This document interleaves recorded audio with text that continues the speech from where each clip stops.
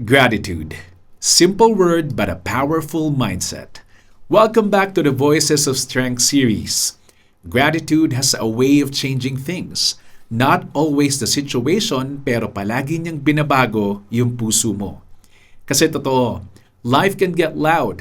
Work, pressure, expectations, disappointments, and sometimes, ang bilis ma-focus sa kung ano yung kulang, kung ano yung hindi nangyari, o kung bakit hindi pa tayo nandoon. Pero gratitude shifts your focus from what's missing to what's already here. From frustration to appreciation.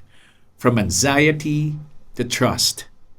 As a voice actor, I learned to be thankful even for the small roles. Yung minsan background lang, minsan one-liner lang.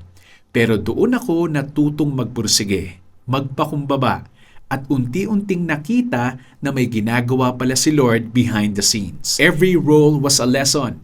Every delay was protection. Every small opportunity was training for something bigger.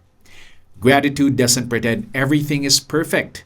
It doesn't deny your struggles, your fears, or your pain. But it allows you to see differently, to notice God's hand even in the things you didn't ask for. And when you start thanking God for what you have instead of complaining about what you lack, peace quietly enters your heart. Yung peace na hindi dependent sa success, hindi dependent sa views, sa income, or sa applause, kundi galing kay Lord. 1 Thessalonians 5:18 says, "Give thanks in all circumstances." Hindi sinabi na maging thankful for everything, pero maging thankful in everything. Because gratitude is not about the situation, it's about your posture towards God.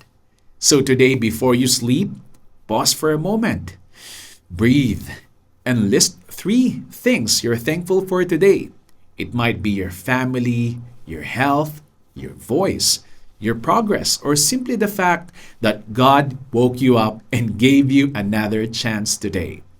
Gratitude turns ordinary moments into blessings. It makes you stronger, more grounded, more peaceful, and it reminds you that God is always working even when it's quiet. A grateful heart amplifies joy in every season. See you and God bless.